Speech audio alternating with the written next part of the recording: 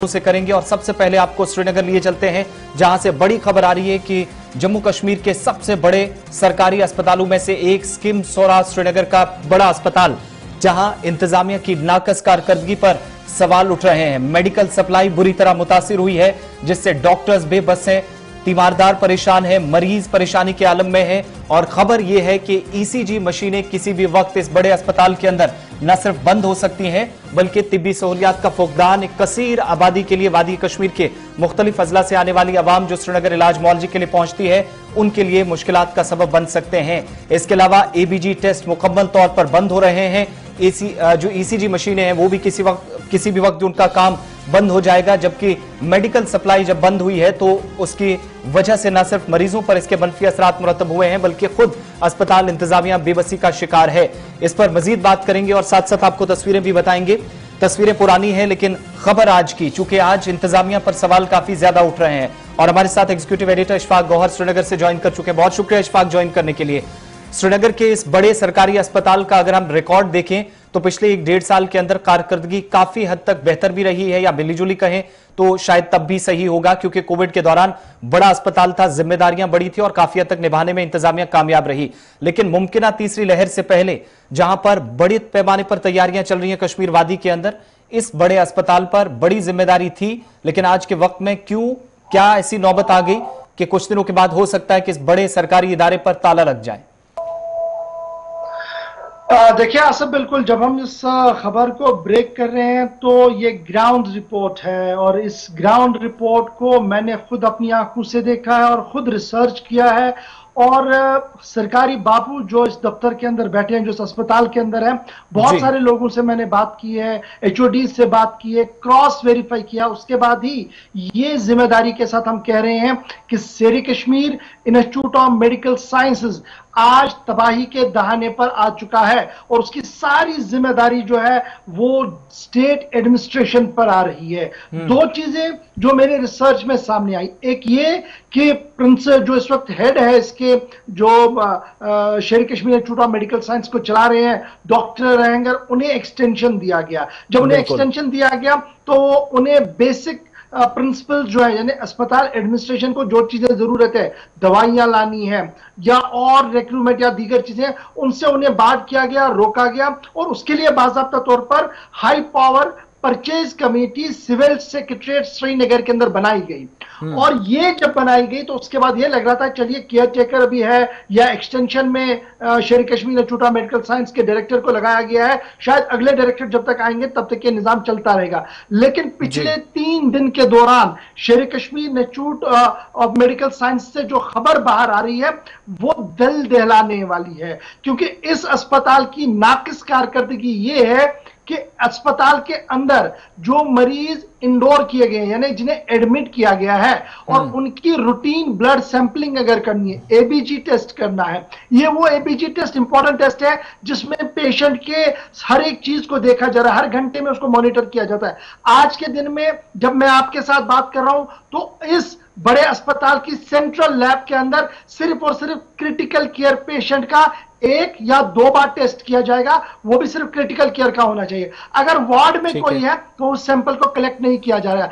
आज दर्जनों तीमारदारों ने मेरे साथ बात की इस अस्पताल के अंदर और अपनी रुदात सुनाई। यहां पर बस नहीं हो रही है। अब अस्पताल की नाकिस कारकर्दगी आपको इस जरिए से सामने आएगी, और जिस तरीके का सिस्टम वहां बनाने की कोशिश की, जो ड्रिप लगाया जा रहा है, जिन्हें ग्लूकोज लगानी है, ग्लूकोज के लिए ड्रिप लगानी है, आहिस्ता आहिस्ता करके अस्पताल का जो ड्रिप सेट होते हैं वो खत्म हो रहे हैं। मुख्तलिफ वार्ड्स के अंदर अब पेशेंट को ड्रिप बाहर, जो सिकिम सोरा के बाहर प्राइवेट दुकानें हैं, वहां से खरीदनी पड़ रही है। और आज के दिन में गवाह हूं इस बात का कि बहुत सारे पेशेंट्स ने खरीदी है, क्योंकि अस्पताल इंतजामिया के पास जो बैक चैनल या जो बैकलॉग था वो भी आहिस्ता आहिस्ता करके खत्म हो रहा है। जरूर ओपीडी अपना इमरजेंसी के अंदर आपको ड्रिप सेट्स मिलेंगी, लेकिन अगर आप वार्ड में जाएंगे और मुख्तलिफ वार्डों का दौरा करेंगे, बात करेंगे, हमने बड़ी जिम्मेदारी के साथ इस बात को मैं कह रहा हूं कि आज अस्पताल के अंदर बहुत सारे पेशेंट्स सामने आए जिन्होंने कहा कि उन्होंने ड्रिप सेट भी बाहर से खरीदे हैं, और बाद में इसकी तस्दीक भी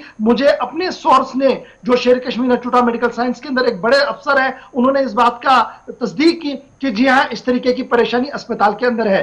तीसरी बड़ी बात जो आपने ब्रेकिंग में भी बताई कि अस्पताल के अंदर ईसीजीज होती हैं या ईवीजीज होती हैं। ये जो टेस्टिंग फैसिलिटी है, इसके लिए एक पेपर होता है जिस पर वो मॉनिटर किया जाता है कि इसकी धड़कन कितनी बढ़ रही है, इसका क्या कुछ हो रहा है। वो अक्सर वार्डों के अंदर खत्म हो गया है, क्रिटिकल केयर के अंदर खत्म होने के बिल्कुल करीब है। 2 या 3 दिन के बाद अगर ये सिस्टम इसी तरीके से चला तो अस्पताल का यह पूरा निजाम, डायग्नोस्ट जिसको कहते हैं, जहां पर तशखीस किया जाता है, टेस्ट किया जाता है, ये मुकम्मल हो जाएगा, बंद हो जाएगा। इसकी सबसे बड़ी वजह यह है कि पिछले 1.5 या 2 महीनों के दौरान किसी तरीके की कोई परचेज नहीं हुई है। जब परचेज नहीं हुई है तो जो डिमांड यहां पर है वो बहुत ज्यादा है, क्योंकि अस्पताल पर श्रीनगर नहीं, गांदरबल नहीं, बारामूला, बड़गाम, कुपवारा का रश रहता है, पूरी कश्मीर घाटी का रश इसमें रहता है। एवं नेशनल हाईवे और जम्मू से भी बहुत सारे पेशेंट्स यहां पर जो है वो एडमिट किए जाते हैं। इसलिए रिसर्च के एतबार से भी बड़ा इंपॉर्टेंट है। और दूसरी बड़ी बात, जब आप देखते हैं इस पर रश भी है,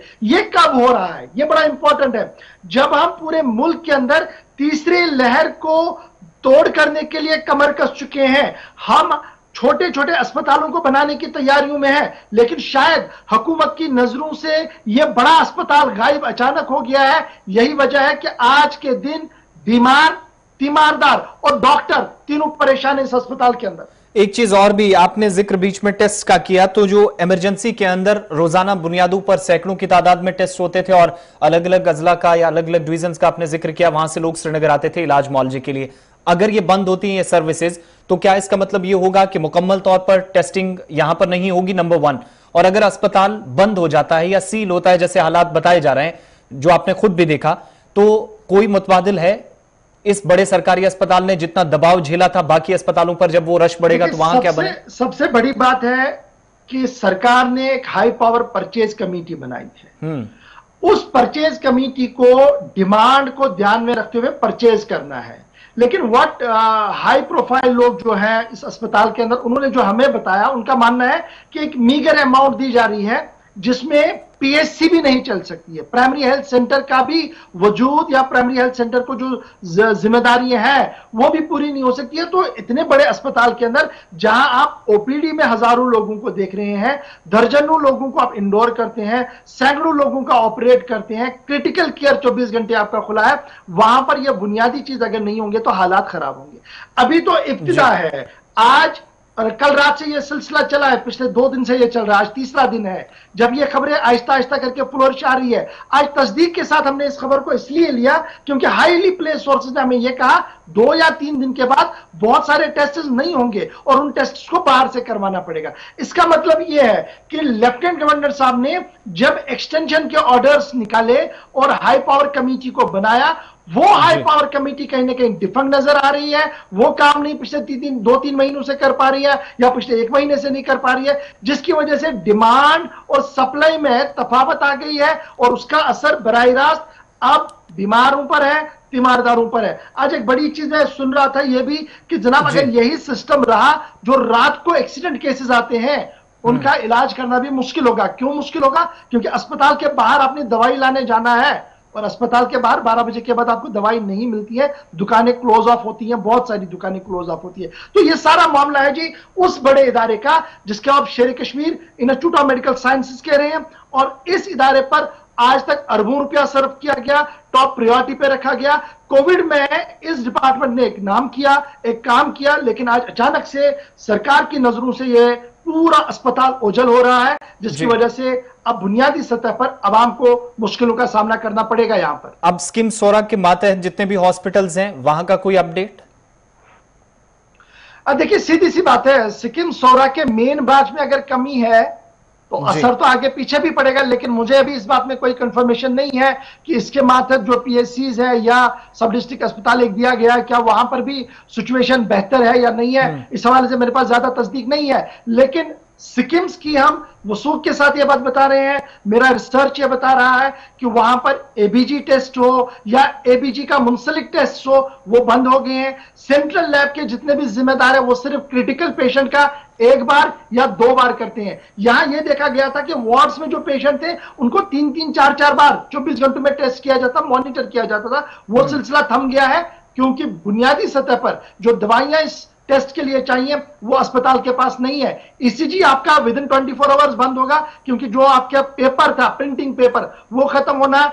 मॉनिटर के इसके साथ एक दवाई लगती है जी, एक और टेस्ट के लिए, मेरे नाम जहन से नाम निकल गया है, उसके लिए आज रात तक उनके पास 2 या 3 वाइल थे, वो कह रहे हैं ये आज रात को खत्म होनी है, कल से ये भी नहीं होनी है। तो सिचुएशन ये है सबसे बड़े अस्पताल की, जिसको लेकर सरकार हमेशा अपनी पीठ थपथपाती है कि देखिए हम इस अस्पताल को एक नमूना बनाना चाहते हैं। बहुत बहुत शुक्रिया तफसीलात फराहम करने के लिए। एग्जीक्यूटिव एडिटर इशफाक गौहर हमारे साथ थे और उस बड़े सरकारी अस्पताल के मुतालिक इस वक्त हम बात कर रहे हैं, जो श्रीनगर के सबसे बड़े इदारों में से एक है और कोविड-19 की वबाई सूरत हाल हो, लॉकडाउन हो, इस अस्पताल पर अगर कहीं दबाव रहा तो वो सबसे बड़े अस्पताल जिनका हम जिक्र कर रहे हैं, जहां मरीजों का रोजाना बहुत ज्यादा रश रहता था, या कोविड डेजिग्नेटेड हॉस्पिटल्स एक तरफ थे, इस अस्पताल में ओपीडीज जब खुली तो उसके बाद भी हजारों लोग रोजाना की बुनियादों पर यहां पर इलाज मुआलजे के लिए आए। लेकिन 3-4 अहम चीजें बता रहे थे कि जब मेडिकल सप्लाई बंद हुई तो इसकी वजह से न सिर्फ मरीज और तीमारदारों पर तो असर पड़ेगा ही, खुद डॉक्टर्स इस वक्त परेशान है। दूसरा, जो परचेज कमेटी है उसने भी सप्लाई देने से मना किया है। सप्लाई और डिमांड के बीच में जो गैप आया उसको फिल करना खुद इंतजामिया के लिए इस वक्त मुश्किल तरीन काम हो गया है। ड्रिप सेट जो अस्पताल के अंदर मुफ्त में आपको मिलता है, वो अस्पताल के बाहर से यानी प्राइवेट दुकानों से जाकर आपको खरीदना पड़ रहा है। ये इस वक्त की कहानी इस बड़े अस्पताल की है। ईसीजी मशीनें जो बंद हो सकती हैं अगले 2 दिनों के अंदर, जो इशफाक बता रहे थे, तस्दीक कर रहे थे इसकी, क्योंकि पेपर्स मुकम्मल तौर पर खत्म हो चुके हैं तो इसलिए टेस्टिंग की फैसिलिटी शायद यहां पर बंद हो जाए। एबीजी टेस्ट मुकम्मल तौर पर बंद है। जदीद मशीनरी का इस्तेमाल तो बड़े अस्पतालों के अंदर किया जाता है, लेकिन यहां ऑलरेडी जो मशीनरी लगी है वो अब शायद नाकारा होती नजर आ रही है, दिखाई दे रही है। इमरजेंसी में आप रोजाना की बुनियादों पर देखते थे तो टेस्ट मामूल के मुताबिक होते थे, या इमरजेंसी खिदमात जिसको भी लेनी होती थी 2400 घंटे वहां पर काम चलता था, खिदमात अंजाम देते थे डॉक्टर्स। लेकिन आज के वक्त में यहां पर भी जब सहूलियात का फुकदान है या जो डिमांड और सप्लाई का जो मेडिकल सप्लाई पर असर पड़ा है उसमें गैप आया है, तो उसका असर इमरजेंसी में भी वहां पर भी 2 से 3 टेस्ट एक दिन की बुनियाद पर होंगे। और ये नाकिस कारकर्दगी कब सामने आई है, जब गुज़श्ता दिनों ही सिर्फ 4 से 5 दिन आप पीछे जाएं तो कश्मीर वादी के अंदर जो ओपीडीज हैं सरकार की तरफ से हर एक अस्पताल के अंदर, या जो सब डिस्ट्रिक्ट हॉस्पिटल्स कुछ इसमें शामिल किए गए थे, डायरेक्टर हेल्थ सर्विसेज कश्मीर और उनके साथ साथ अतुल डुल्लू, वो भी उनकी तरफ से इनॉग्रेशन किया गया था। और जीएलएनएम अस्पताल के साथ डायरेक्टली इनको जोड़ा गया था कि हर हॉस्पिटल के अंदर 24 घंटे खिदमात होंगी। लेकिन छोटे अस्पतालों की तरफ ध्यान देते देते सबसे बड़ा इदारा शायद कुछ दिनों के अंदर बंद हो। बढ़ते